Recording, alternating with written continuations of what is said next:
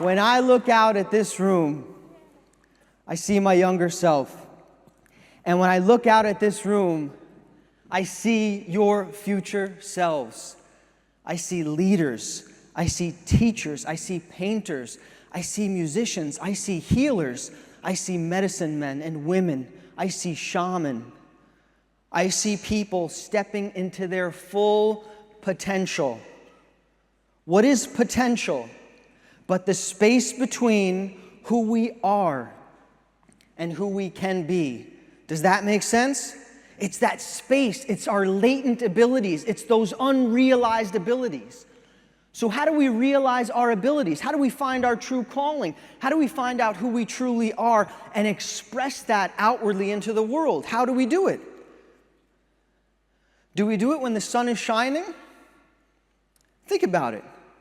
Do we do it when there's no wind? Do we do it when the seas are calm? Do we do it when there's no stress, when there's no difficulty, when there's no tragedy in our life?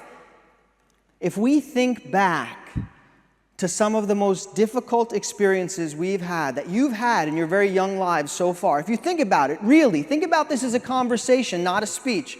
All right? Can you dig it? Can you dig it?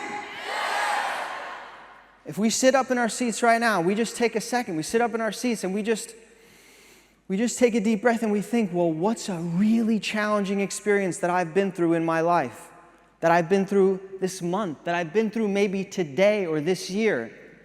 Personally, at school, with your family? Have you been through any challenging experiences? Has high school gotten easier since I've been there? I doubt it. So if we look at those truly challenging experiences in our life, every one of those experiences, well, it has a hidden gift in it. And that gift is the realization of our potential. So I want us today to look at challenge as a sort of, the way that a diamond looks at being buried under the earth for generations. How is a diamond formed? Well, a diamond is formed, I don't know how a diamond's formed, I'm from Brooklyn, but you probably do because we have scientists in the room. A diamond is formed over thousands and thousands of years underground in very, very difficult conditions, and that diamond comes out. And when that diamond comes out and when it's kind of designed in a factory, again, I'm from Brooklyn, probably should have picked a reference that I understood. If we look at that diamond, well, human beings, we're like that diamond, right? We're forged through difficulty, through hardship, through fire, through tragedy, through loss, through the loss of people that we love, through the loss of things that we love. But hidden in each of those challenging experiences is a gift. The gift that Eddie just shared with us, which he just shared through his vulnerability, which is the gift of empathy. Does that make sense? And much like a diamond, human beings, we have many different facets, right? And it's very important that when we relate to each other, just as you've done here today, in your sessions, in your breakouts, in your design thinking programs, in this incredible, incredible competition that I've just seen, which, by the way, I think we can all agree, we're not in competition with each other. We're always only in competition with ourselves. Others are only here to encourage us to become a better version of ourselves. So human beings, we're like those diamonds. We have all these different angles. Does that make sense? And it's very, very important that when we leave here today and we relate to one another, we look in the eyes of each other and we're relating to the thing that connects us as human beings, which is our humanity.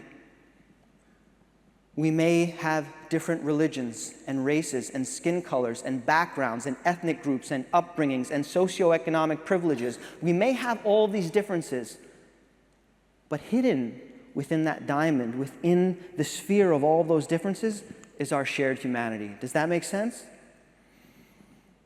When I think about the most powerful year of my life, the most powerful month of my life, the most powerful moment of my life, it was on my first educational travel experience to Tanzania. I was 20 years old. I think I had traveled outside of the United States when I was an infant with my family to the Caribbean, but I don't really remember it. The first time I ever consciously left the United States, I was 20 years old. I traveled to East Africa on a cultural exchange program called an academic safari, where we would live with people, we would work with them, and we would experience the culture through the language, through Kiswahili, which unifies over the more than 120 ethnic groups throughout Tanzania. Now, I'm a middle-class American from New York City. My great-grandmother had a ticket to be on the Titanic. She was on the Titanic, but she left before the ship left port. My maternal grandparents came to the United States from Lebanon through Ellis Island. When my grandfather, my Jiddu, came to America, when he landed at Ellis Island, he had pink eye. Now, you're all too young to have seen The Godfather Part 2, but they look under Vito Corleone's eye and they got to make sure he's okay. Well, my grandfather had pink eye. They sent him back home on the ship, and he had to come back several months later, and he eventually did, and he eventually worked on the original Twin Towers, the World Trade Center, as an electrician. And growing up in Brooklyn, New York, to Lebanese and Italian-American parents, well, I had this desire to want to change the world, to want to make a difference. Does that make sense? I think all of us have that, right? That's why we're here today. You didn't just appear here. You appeared here because you have a commitment to leadership. You appeared here because you have a commitment to realizing your own potential, to becoming the best version of yourselves. Is that right? I think so, yes. So I had this vision. I'm going to travel to Tanzania. I'm going to change the world. I'm going to make a difference. I'm going to help these people.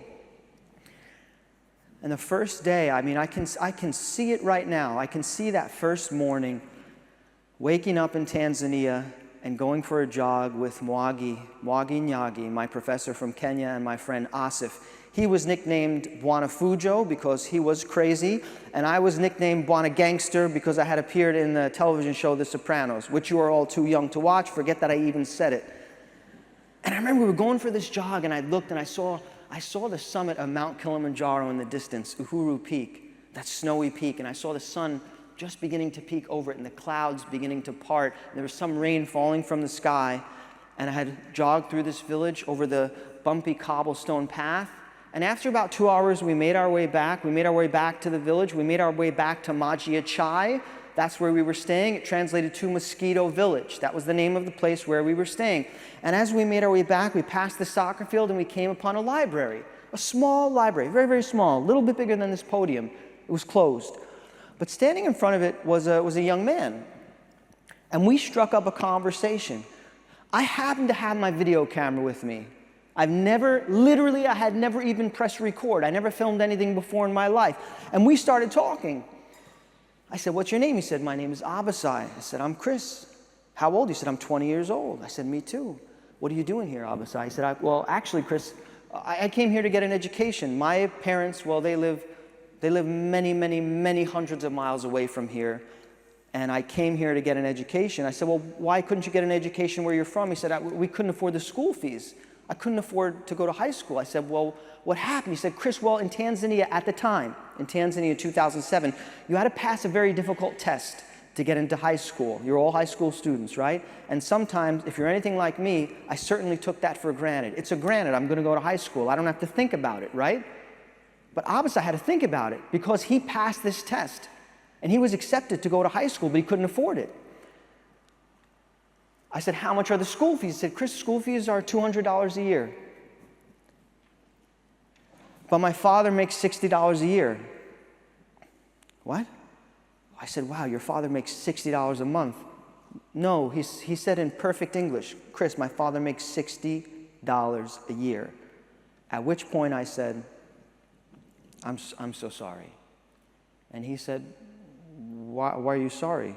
I said, "Well, that's not a lot of money. I feel bad." He goes, I don't feel bad." The thought didn't even cross his mind. He said, "I don't feel bad." I said, "What do you feel?" He said, "I feel grateful." "How? What?" He said, "I feel grateful, Chris, because at least my family has enough money. We can buy our own cooking oil. We can cook our own food. Some families are so poor in our village, they have to barter for cooking oil. Can you imagine that? They can't even cook their own food. They have to barter for cooking oil." And it was there that I began to realize Abasai was teaching me something much more profound than I could have ever learned if I stayed in my zip code. You've all had the courage at a very young age to leave your zip code, to tap into an incredibly powerful network, an incredibly powerful organization that's been around for more than half a century, that's impacted the lives of millions of students and millions more by ripple effect. We've all made that decision, and we're here together today. Abasai was standing before me, and at that time, I couldn't see it. I couldn't see it. What I saw, to be honest, like I saw that his clothes were not that nice. I saw that his shirt, I mean, it wasn't new. I saw that his shoes, the soles were falling off. If I looked closer, I saw that his teeth, he had so much decay on his teeth from drinking dirty water, just like everybody else in the village. He just didn't know. He showed me that small ghetto behind him where he lives. You could see it in the photo. I mean, no electricity. Electricity that kind of came and went. No internet, running water only in a communal spigot. So what I clearly experienced, I experienced somebody over there. Try to follow. I experienced somebody over there, and I was over here. Make sense? So in that space, I thought to ask him a question. The question I asked him was, how can I help you?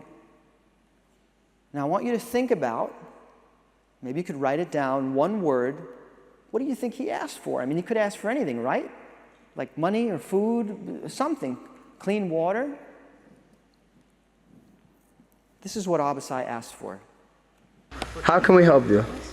By giving something like knowledge. It will be more important more than giving someone a money and go and do something. How many of us knew that Abasai was going to ask for that? Education. Why are we here today? What does EF stand for? What does it stand for? We'll say it together. 3, 2, 1. Education first. Education first. EF Tours believes in the power of travel and the power of education to open our minds. How could we ever open our minds and develop a truly global perspective without leaving our home? Many people will never leave the town where they grew up, and that's okay. That's okay. What's critical is that those of us that have that opportunity adopt a global mindset. And when we are given this great privilege, with great privilege comes great responsibility. And I didn't even have to say it. Comes great responsibility. We've had the courage to leave our home. We've had the courage to step into new cultures. And when I met Abasai, the first person I ever spoke to outside of the United States at 20 years old, he opened my mind to a new way of looking at the world, this global perspective. EF Tours opens our minds, it opens our world, it opens our perspective, and that's what Abasai did for me. When he said to me, Chris, my father makes $60 a year, but I'm not sad, I'm grateful. Do you know what he was teaching me? He was teaching me that wealth and poverty are states of mind, aren't they? And we come from all across the United States and a few different countries that are represented here today, 900 students. Now, some of you may be from less materially wealthy areas, some of you may be from more affluent areas, but I think each of us have met people in our lives, maybe they have a lot of money, but they're not happy. Did you ever meet somebody like that? Or see somebody like that on television? But then did you ever meet somebody, or do you ever know somebody in your life that maybe doesn't have a lot, but they're happy, they're content? I don't know, maybe it's your grandmother or your teacher or your friend or your neighbor. Maybe it was somebody that you met just once in your life. Does that make sense? Abasai was beginning to teach me that wealth and poverty are states of mind, but guess what's also a state of mind? Happiness. Happiness is a state of mind. Abasai was beginning to lessen that gap, to bridge that gap between he and me. And he began to help me see, Chris, we're the same. We're the same. We're brothers that are part of the same human condition. We're all here today. We're brothers, we're sisters, we're human beings that are all part of the same human condition. Abasai was living in poverty from the outside, but from the inside, he was living a wealthy life. Does that make sense? Abasai started his life, his days, from a place of gratitude. I said, Abasai, why do you want an education? He said, Chris, my dream, my vision, I want to be a filmmaker. And I want to help share some positive stories about my country, my continent, my culture on television. What do we see? What do we see about Africa and most of the developing world on television? The developing world. I don't even know what that word means. We see war, poverty, AIDS, genocide, drugs, perhaps children dying in the streets from kwashiorkor, extended stomachs, from malnutrition. Abasai said, I'm so much more than that. I'm tired of being objectified Each of you knows what it's like to be objectified, don't you? When somebody looks at you and they think, oh, you're just your skin color, you're just your race, you're just your nationality, you're just your sex, oh, you're attractive or you're not attractive, or you have a lot of money or you're famous. That's what's called objectifying others. We want to move beyond that and see our shared humanity, that nobody is exempt from the tragedies and sufferings and also, hopefully, the joys and triumphs of the human condition. Abasai pursued his dream of being a filmmaker, and in the decades since I've known Abasai, he followed that dream. He became a filmmaker. He started working in a local film school, the Kilimanjaro Film Institute. He started mentoring younger students. He had a few films that made it into local film festivals. He actually went to live in a village with a family that was suffering from drug addiction, helping 2 young children go to an orphanage and get the help that they needed. Actually, in the decades since I first met Abasai, he has filmed for the BBC, for Discovery Channel, for National Geographic. His films have been shown in millions of homes around the world, as you can see in this photo, and he has climbed Mount Kilimanjaro over 45 times.